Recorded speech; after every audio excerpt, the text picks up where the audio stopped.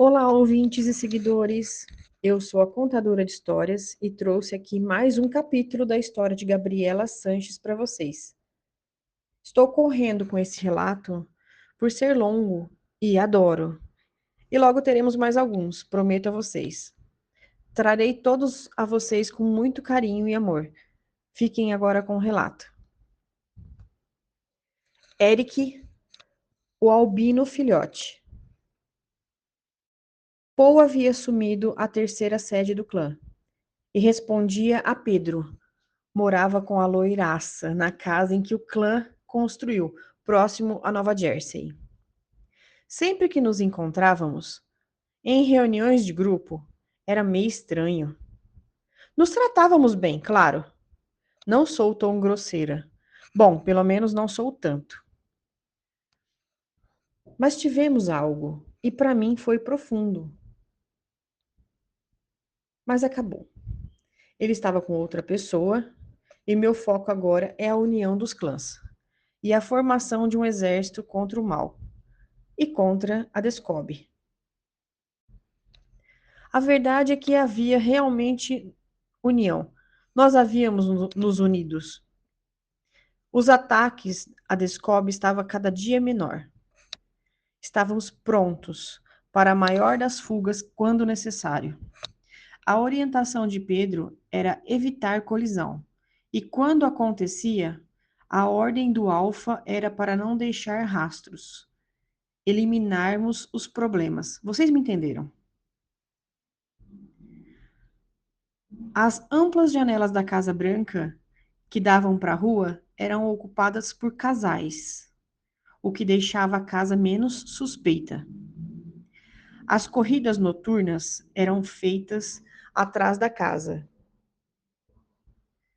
Vivemos em mais absoluto sigilo. Eu vivo entre Nova Jersey e Nova York, entre Júlio e Pedro. Agora, dois clãs unificados. Aliás, muitos clãs juntos. Fica complicado mencionar aqui o esquema de segurança que fizemos, pois um agente poderia estar acompanhando o canal e verificar depois de ouvir. Mas posso garantir que, assim como eles nos vigiam, nós vigiamos os passos do quartel-general deles. Em todos os quartéis generais da América do Norte, pelo menos, onde temos informações de entradas e saídas, saídas e entradas expostas ou escondidas. Sempre que a Discovery investiga um clã, nós somos avisados, pelo menos pela aproximação do Discovery.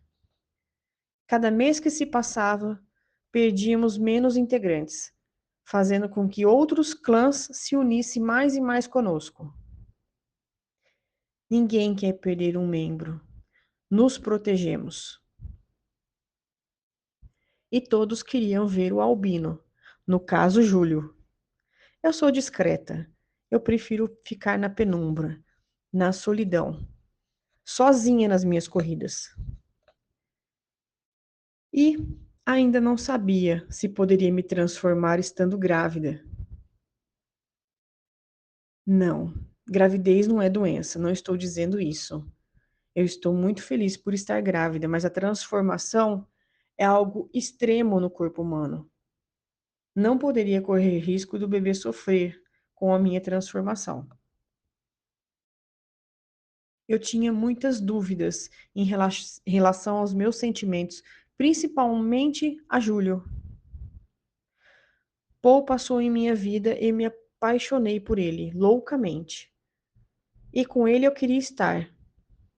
Mas ele estava com outra pessoa e já havia aceitado isso. Júlio era mais bonito que Paul, por isso não era para mim. Eu combino mais com Paul. Júlio sempre me tratou muito bem, mas eu queria Paul, justamente porque na minha cabeça combinava mais comigo Paul. Paul era o sujeito que eu sempre imaginei como namorado. Júlio seria como um galã de Hollywood. Não era para mim. Foi quando meu sangue lupino ferveu com as investidas de Júlio. e tivemos, nós copulamos, muitas vezes, aliás, e eu engravidei. Eu estava me sentindo uma adolescente, sem responsabilidades, engravidando antes de terminar a faculdade. E não foi o que aconteceu. Eu já estava adulta, já tive meu tempo de faculdade, me formei bibliotecária e engravidei. Não, Júlio não mudou comigo, em tempo nenhum, mas me sentia não merecedora do amor de Júlio. Vocês me entendem? Me sentia menos que ele. Me sentia indigna do amor dele. Estava em Nova Jersey, caminhando pela casa, agora melhor cuidada a meu pedido. Estava sentada do lado de fora, aproveitando o sol da manhã, quando eu ouvi um casal discutindo no andar de cima. Olha, junto com a minha transformação, eu desenvolvi uma intuição muito forte, um sexto sentido apuradíssimo. Sem fazer barulho, eu segui rumo ao barulho, né, ao casal discutindo, e vi se tratar de que era o quarto onde eu dormia com Júlio. Franzi a testa. Quem poderia estar ali?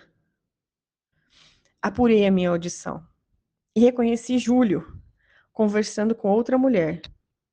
Senti a minha barriga gelar. Fiquei na dúvida se subia ou não para ver mais de perto. Eu fui tomada por um sentimento de pânico naquele momento. Meus pés se movimentavam sem que eu quisesse, e sem fazer barulho nenhum subi as escadas. A casa, nesse horário, estava vazia. As pessoas que moravam conosco, todos lupinos, estavam trabalhando. Alguns minutos depois, estava na porta entreaberta do quarto. Gabriela está no andar de baixo. Me deixa, Júlio disse. A mulher disse mais alguma coisa que eu não entendi. E Júlio respondeu: Você está louca? Gabriela é minha esposa. Está esperando meu bebê. Ela te trata muito mal, Júlio. Acorda. Ouvi essa frase daquela mulher e me doeu o peito. Ela estava certa. Não tratava mal. Não era mal educada com ele. Mas não o tratava com carinho, com amor. Meu rosto ficou vermelho de vergonha. Não foi bom ouvir isso de uma mulher que estava no quarto junto com meu esposo. Que diabos! A moça continuou: Júlio, eu preciso de você. Brittany, qual é o seu problema? Júlio respondeu. Ela disse: Vou contar a ela que você me forçou. Brittany, eu nem encostei em você, mulher louca. A partir desse ponto, eu já os via pela abertura da porta. Ela estava andando em direção a ele enquanto ele caminhava para trás, evitando contato físico. Brittany, você está equivocada quanto a mim. Sou eu, Júlio, seu primo.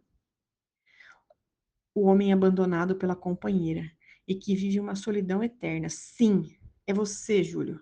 Me assume. Brittany, somos primos. Não tenho outro sentimento além desse sobre você.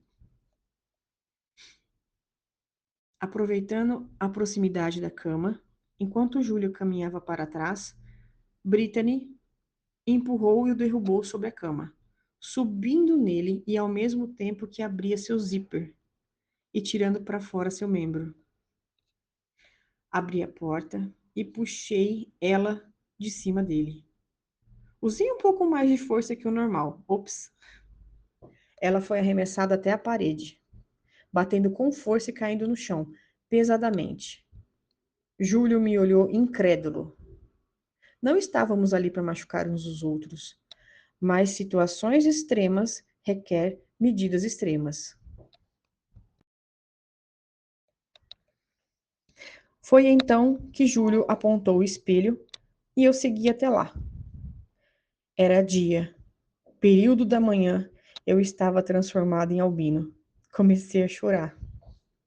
Júlio me abraçou. Ainda estava com o cheiro de britana no corpo. Coloquei a mão sobre meu ventre e chorei, até voltar à forma humana. Mais tarde, naquele dia, sentada em frente à penteadeira, eu estava muito diferente. Além dos óculos, que havia parado de usar já há algum tempo, meus cabelos estavam diferentes, mais longos, mais grossos, mais cheios. Os meus olhos cor de mel estavam sempre brilhando. Minha pele estava mais resistente. Meu corpo, pelas corridas noturnas, estava em forma. Mesmo grávida, de alguns meses, aliás, eu estava me vestindo muito bem. Estava vestindo só uma camiseta, calcinha e um roupão. Eu deixei de ser nerd, passei a ser uma líder de torcida. Lupina. Estava satisfeita com o meu visual. Meu pensamento foi interrompido quando vi Júlio na porta. Fiz sinal para que ele entrasse e me virei de frente para ele. Esperei ele iniciar a conversa, mas ele se calou. Então eu disse: Você está bem? Sim, respondeu ele. Quero te pedir desculpas, Júlio, por ter sido essa babaca esse tempo todo. Me desculpa. Ele arregalou os olhos para mim. Não esperava essa frase vindo de mim. Afinal, ele estava ali, provavelmente para dar satisfação. E não precisava. Você tem ideia de quanto eu te amo, Gabriela? Não, não tenho. Mas pode começar a me explicar. Disse sorrindo, ao mesmo tempo abrindo delicadamente as pernas em direção a ele. Ele abriu a boca com a minha atitude e sorriu malicioso. Fazia algum tempo que a gente não se encontrava intimamente, infelizmente, porque eu me sentia indigna daquele homem. E mesmo assim, ele negou aquela mulher. Brittany não era feia, muito pelo contrário. Tinha cabelos longos e encaracolados, olhos verdes e profundos, um corpo lindo, um bumbum perfeito apontando para o céu. Eu só não pegaria ela porque eu sou destinada às amanjubas. Senão, com certeza, e com o instinto bissexual lupino, seria presa fácil para mim. Então, Júlio se ajoelhou na minha frente, buscando a minha boca num beijo quente e fervoroso, fazendo meu corpo vibrar. Ele escorregou a boca pelo meu pescoço, lambendo até o bico do meu peito, mordiscando devagar. Suspirei, me mexendo na cadeira. Ele segurou nos braços, me levando até a cama. Foi quando eu me lembrei que algumas horas mais cedo ele estava deitado com uma loiraça em cima da cama. Senti Júlio mexendo bem na minha parte íntima e relaxei. Ele mordiscava, beijava, lambia. Ele brincava com a língua em volta do clitóris, deixando tudo cada vez mais sensível. Então, eu senti uma explosão e pedi, Júlio, por favor. Por favor, o quê? Disse ele. Eu preciso de você dentro de mim. Foi então que eu senti 2 dedos dentro de mim. E esses dedos entravam e saíam, em ritmo frenético, quando sua boca brincava com o meu clitóris ainda. E mais uma explosão. Júlio, por favor. Ele parou e perguntou: Por favor, o quê?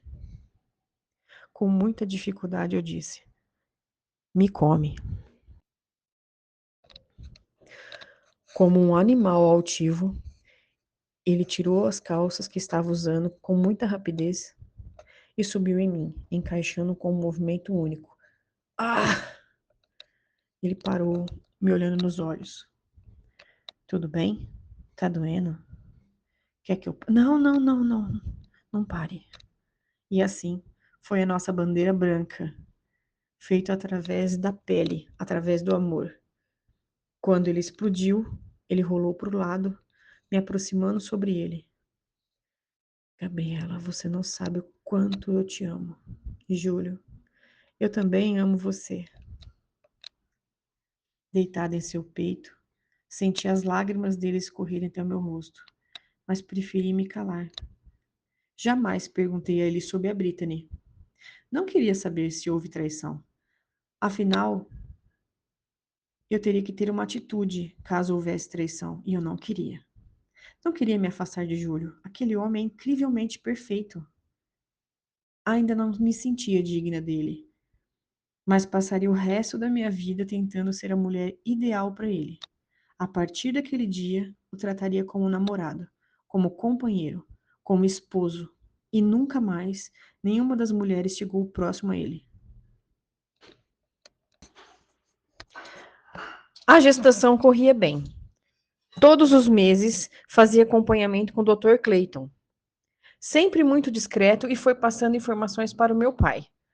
Os números de telefone eram sempre trocados. As linhas fixas eram usadas somente para futilidades, para dispersarmos as autoridades e a Discob. O 8º mês de gestação, a barriga estava grande e linda. Fui até o Dr. Clayton de carro. Assim que estacionei o carro próximo, saí, já conhecia bem aquele local. Me trazia uma paz danada. Já estava fora do carro, caminhei em direção ao consultório e não lembro de mais nada. Abri os olhos, estava com um pano preto tampando minha visão. Ouvia passos, minha audição lupina, mas me calei. Gabriela Sanches. Um homem me chamou. Eu reconheci a voz. Mas de onde? Sim, respondi. Sabe aonde está? Não. Não sabe mesmo? Informou o homem. Soube então que estava em um clã de canes. Mas por quê? Minha audição lupina. Vi que tinha mais pessoas ao redor. Eu diria uns 7, andando ao redor de onde eu estava sentada. Parecia uma espécie de cadeia. Mas para ter certeza eu tinha que ver. Está com o bebê lupino no ventre. Quem está aí? Esse bebê é nosso. E ouvi muitas risadas. Precisava parecer nervosa. Na verdade, eu estava. Mas estava nervosa por conta da minha transformação. Enquanto eles não soubessem que eu era uma lupina também, eu estaria segura. Pelo menos eu achava isso. Foi quando uma mão segurou a minha barriga. É menino, a voz grossa gritou. E mais risadas sarcásticas. Foi quando um deles disse: Chefe! Eles vieram atrás dela. Como você disse. Ouvi barulhos do lado de fora de onde eu estava e a porta foi ao chão. Ao mesmo tempo que não consegui controlar minha transformação. Rasguei a minha touca com a boca. Foi então que vi que estavam mesmo sentados em uma cadeira de madeira, dentro de uma sala de parede verde e suja. O chão era de cimento. Havia em meu campo de visão cerca de 8 lobisomens canes. Andavam como animais de um lado para o outro, mediante o espanto de terem em sua porta um lupino de olhos vermelhos e no meio da sala uma lupina albino de olhos azuis. O massacre canis foi realizado com sucesso naquela sala. E vendo os corpos sem vida e com transformação desfeita, reconheci o rapaz da voz. Era Marcos. Ele quem estava falando comigo. Olhei no alto da sala e vi uma câmera nos filmando. Era provavelmente a Descob. Eu era um alvo a partir de agora. Um mês depois, estávamos todos em Nova Jersey. Quando que, em algumas horas de parto, nasceu Eric. Um bebê saudável, perfeito, lindo e humano.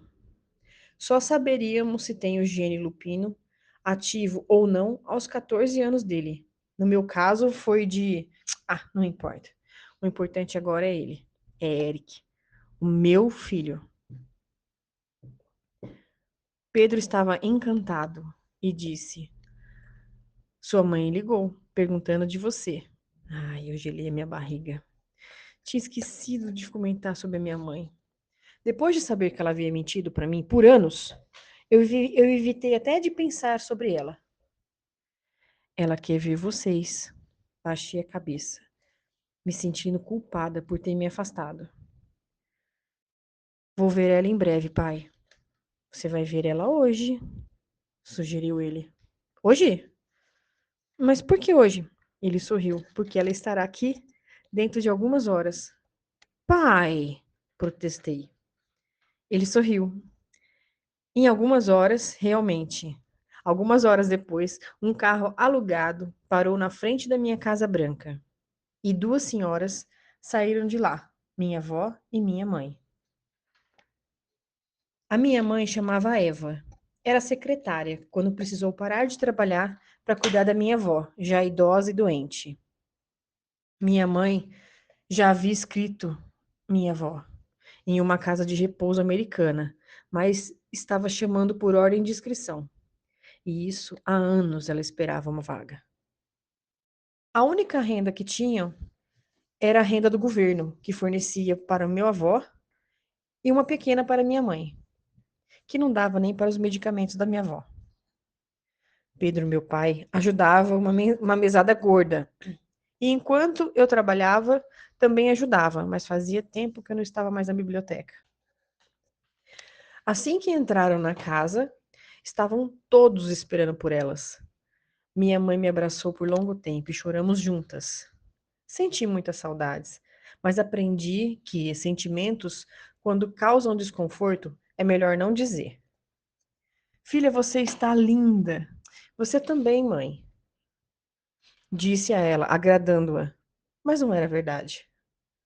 Ela já estava mais envelhecida, com os cabelos mais brancos na cabeça e a pele mais enrugada. Meus pais tinham a mesma idade, cerca de 50 anos. Meu pai estava com a pele linda, cabelos cheios, alguns fios brancos apenas, enquanto que minha mãe parecia ter 15 anos a mais que ele. Era uma cena linda ver ambos juntos. E minha avó não me reconheceu. Ela estava com Alzheimer e esquecia cada dia um pouco mais e mais das coisas. Não sabia se era uma bênção ou uma maldição. Sei que ela estava envelhecendo e se tornava uma criança ao mesmo tempo. Minha mãe segurou o Eric nos braços, chorando de emoção. Os dias seguiram tranquilos. Eric crescendo dia a dia. Uma noite, antes de todos correrem, eu caminhei pela casa e ouvi ruídos vindos do quarto da minha mãe.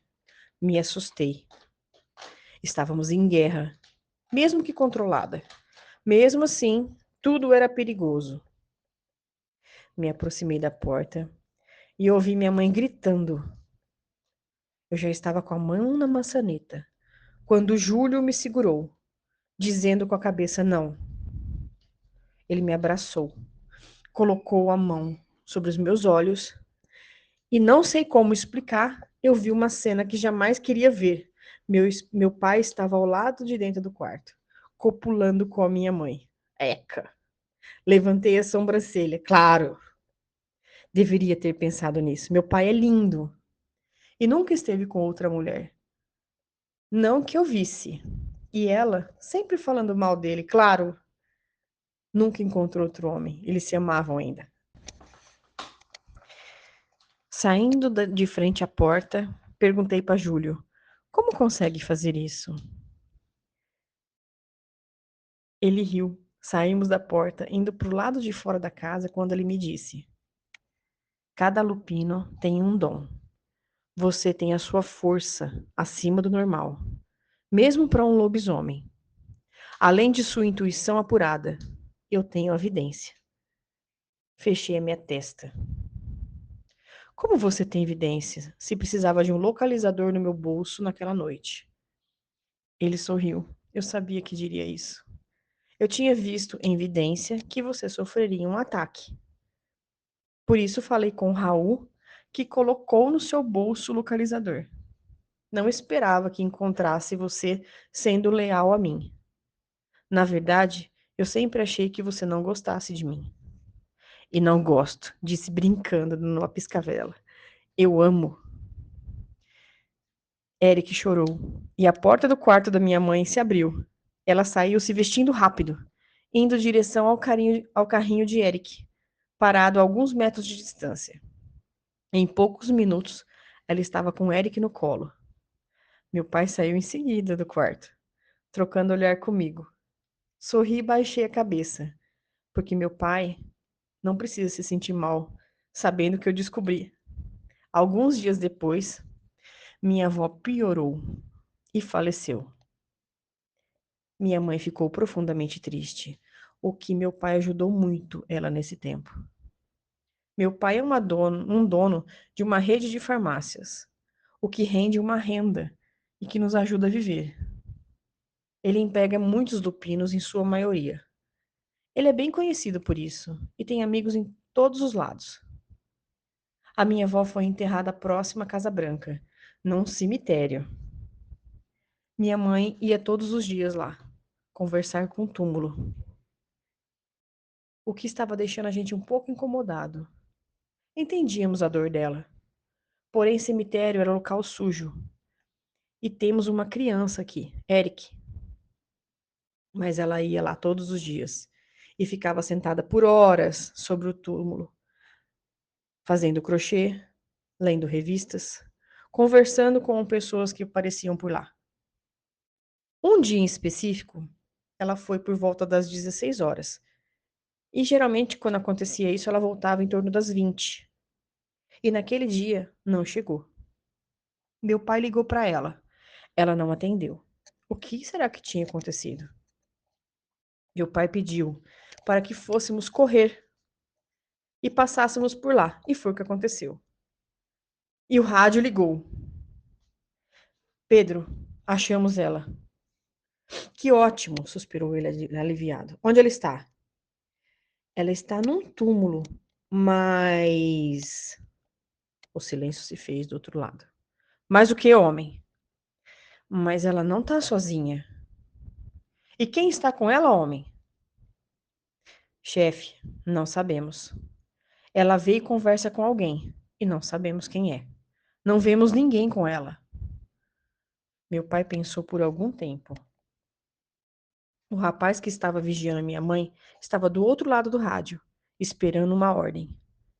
Essa ordem demorou 3 longos minutos, mas veio e foi a seguinte: me mande a sua localização.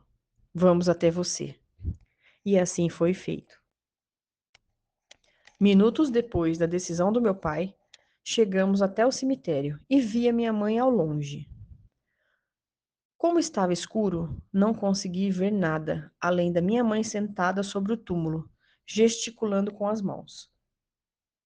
Vamos fazer assim, Gabi, vai até lá e fale com ela. Leve esse rádio e nos informe a hora de aproximarmos, disse meu pai. Confirmei com a cabeça e segui a passos leves, até onde minha mãe estava. Chegando mais próxima, ouvi a voz da minha mãe conversando com alguém. Mais alguns passos, ouvi uma criança respondendo. Paralisei. Estava a alguns passos de distância. Ouvi nitidamente a voz de uma criança. Precisava caminhar para mais próximo, mas eu não conseguia. Um sentimento de pavor tomou conta de mim.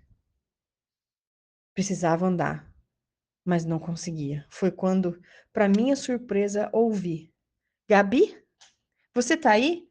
Sim, mãe. Ouvi a voz da criança dizer: chame-a até nós.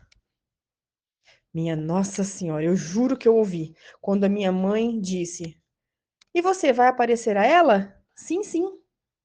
A criança disse. Era uma menina. Ouvi nitidamente a voz dela. Gabi, vem aqui, quero te apresentar uma amiga. Tomada de uma coragem que surgiu da adrenalina de proteger a minha mãe, caminhei a passos largos e cheguei até onde a minha mãe estava, sentada confortavelmente. A cena foi a seguinte: Minha mãe estava sentada numa cadeira de praia, aquelas que monta e desmonta, verde com azul. Estava de camiseta, calça de moletom e tênis. Estava com algumas revistas na mão e parecia tranquilidade. E sua frente, a lápide do túmulo da minha avó. E sentada atrás da lápide do túmulo da minha avó estava uma menina de vestido preto e branco, com meias brancas e sapato preto. Era loira, com fita preta no alto da cabeça. Ela me viu e seus olhos brilharam. Não como um lobisomem, que emanava calor. Ela era fria. Olá, boa noite, disse, tentando aparecer tranquilidade. A menina me olhava com desconfiança. Puxei o ar e não senti cheiro, só de álcool, de limpeza. O que era estranho, todo ser humano tem um cheiro natural. Mas aquela menina cheirava produto de limpeza pesado. Oi, Gabriela, minha mãe disse, se virando para a menina. Nath, essa é minha filha Gabriela. Ela é bibliotecária. E lobisomem, disse a menina com um olhar irônico. Nunca me alimentei de um lobisomem. Eu sorri. Realmente achei engraçado aquele comentário. Então existia mais seres além de nós na cadeia alimentar? E nem vai, querida, disse a ela ironicamente. Onde está seu pai? Disse ela tentando me intimidar. Comi. E o seu? Está ali, a sua caça. O que quer com a minha mãe? A menina se levantou e vi que aparentemente tinha uns 12 anos. No máximo. Ela caminhou em volta da minha mãe com as mãos nas costas e disse: Não posso desfazer de comida. Sua mãe veio até mim de bom coração. Então, a quero como mãe. Olhei aquela cena. Chamei pelo pensamento por Júlio, ao invés de usar o rádio como meu pai esperava. Júlio preparou uma armadilha, colocando um lupino em volta da cena, um em cada canto, ao ponto que a menina não escapasse. E mantive ela presa em conversa. Meu pai não veio. E ela vem comigo. Nada disso, disse a menina fazendo negativas com o dedo. Certo. Por que não vem conosco? A menina fechou o senho. Ir aonde? Uai, Nath, moramos em uma casa grande, na saída da cidade. Tem animais por lá, dos quais nos alimentamos. Ela continuava pensando. Ela já ia responder quando a gente ouviu. Nath! Um homem estava correndo em nossa direção. Achei você, mocinha, que bom. Papai. Papai. Ela não disse ter comido ele? Ele não a tocou. Ficaram próximos. Ele parecia jovem, ainda restava um pouquinho de beleza naquele rosto sofrido. Ele estava com olheiras enormes. Filha, que bom que consegui chegar. Foi então, e só então, que ele viu nossa presença. Olá, sou Hector Fur. Olá, Gabriela e Eva Sanches. Muito prazer, meninas. Essa menininha está incomodando vocês? Não, jamais. Gostei dela. Ele sorriu, mesmo sabendo que eu estava mentindo. E se despediram e saíram. Aproveitei o sinal, peguei minha mãe pelo braço e disse: Vamos nós também. Minutos depois, estávamos em casa e contei tudo ao clã. A partir daquele dia, câmeras de monitoramento foram instaladas na lápide da minha avó e mais algumas lápides de conhecidos do clã, com suas autorizações. Minha mãe passou a ser monitorada também. Por mim, afinal eu vi a menina e ninguém mais viu. Nem quem se aproximou. Por algum motivo, essa menina se mostrou para mim.